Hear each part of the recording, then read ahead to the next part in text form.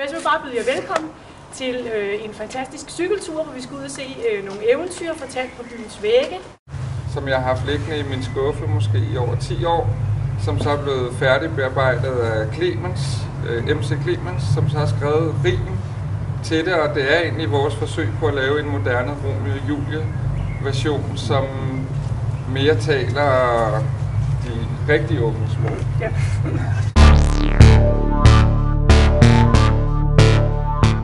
Normalt så læser man jo historier i bogen eller på nettet, kan man sige, på computeren. Her kan man simpelthen få den direkte på 20 vægge i Næstved Kommune.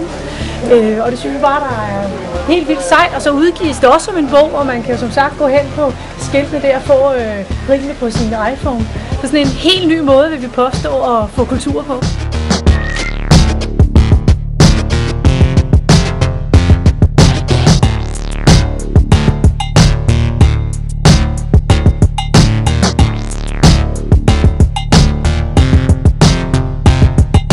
De har et budskab, når de maler på væggene.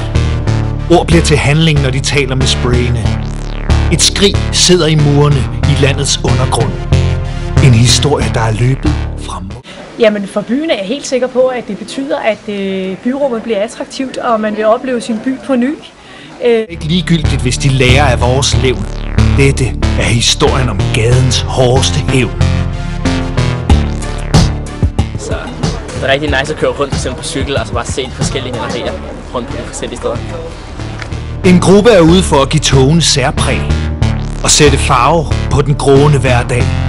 Store fakter bliver til former på den crazyste vis. Det her skal slå alle. Være det bedste train piece.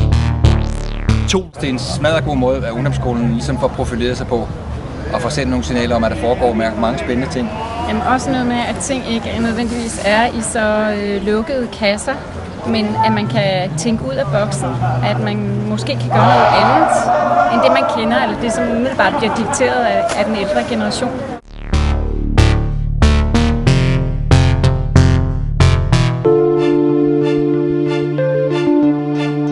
Johan og Røya er forelskede. Har lyst til at bryde deres lænker fra hotelkæde til hotelkæde og nyde livets gang. Bare hende. Det kan jo blive en ekstra turistattraktion, ikke? Altså, at folk kan gå rundt i byen og få en historie. De kan få den på deres quick reader, de kan få hele historien. Mulige sydlandske. Men Johan ignorerer deres nøje. Vil gå gennem ild og vand for at være med Røya. Jamen det er jo det der at kombinere street art, kombinere det med hiphop, kombinere det med musik, kombinere det med digte. Altså det der med at gå på tværs af kunstarter og så i ungdommens sprog. Stolt. Kender du jargon? Knapt har de forladt pieces, der siger Næstved rocks. Før 2 vandaler springer frem og skriver Næstved sucks. De 2 hætteklædte bomber sætter tags fra et andet crew. Mund ikke, der er lagt op til battle nu.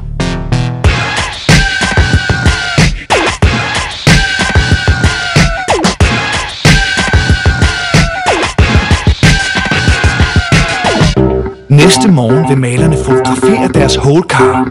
Jetter ned mod stationen, som man napper sit tog fra. Humøret er højt efter nattens adrenalinrus. Men jeg synes, at det er en rigtig fed idé. Det er meget kreativt. Jeg synes ikke, jeg har set det nogle steder andre steder før. Deres arbejde er spildt, men med visse nederlag stiger kampgejsten for vildt. Vi skal vise dem, hvem der får den endelige sejr. Ring til holdet og sig, vi skal i træningslejr. Og så hørte vi jo også, at det skal bruges måske i skolesammenhæng. Det ville jo også være fantastisk at gå en tur med 8. 9. klasse, 7. 8. whatever, og få lov til at opleve de her ting, ikke? Blikket med de hurtigste moves. DJ'sne skal ind til hjertet, når de cutter i grooves. Rapperne battler intellektet med rimende skriblerier. Malerne sætter sjælen fri med farve og vilde energier. Man kommer til at se på byen med andre øjne. Og se sin egen by med åbne øjne. Og det synes jeg er ret cool. Til at vinde. Stævnet er i sigte. Tiden er inde. Battlen er seriøs. Der bliver danset, malet, rappet og scratchet på livet løs.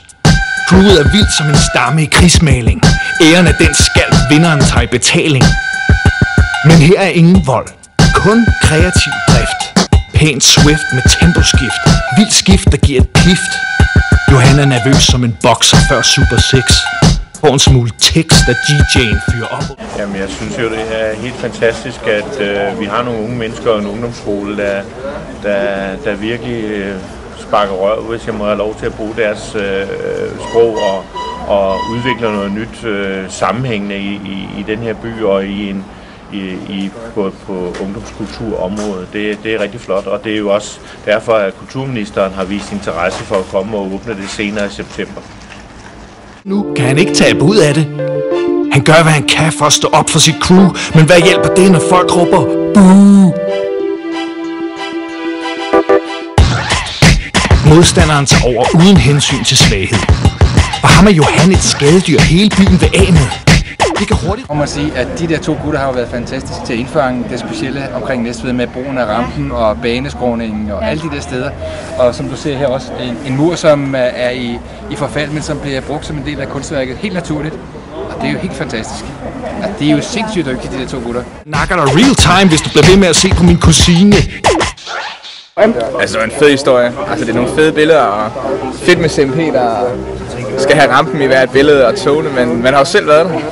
Og det er så fedt at komme tilbage til Næver igen, når man er flyttet uden by, så se hvordan byen den bare stadigvæk holder ikke. Battler Røjas fætter. Hvis det er din kusine, kan jeg ikke fuck med dig. Come on dog, hvorfor battler vi? Se det i det store perspektiv, at vi er alle family. Det handler ikke om, hvem der bomber en station, men om hvor langt vi kunne nå, hvis vi havde organisation. Gjorde vi det på en ny måde, var de nødt til at lytte på det. Hvis alle her slog sig sammen, kunne vi få en plads i byrådet.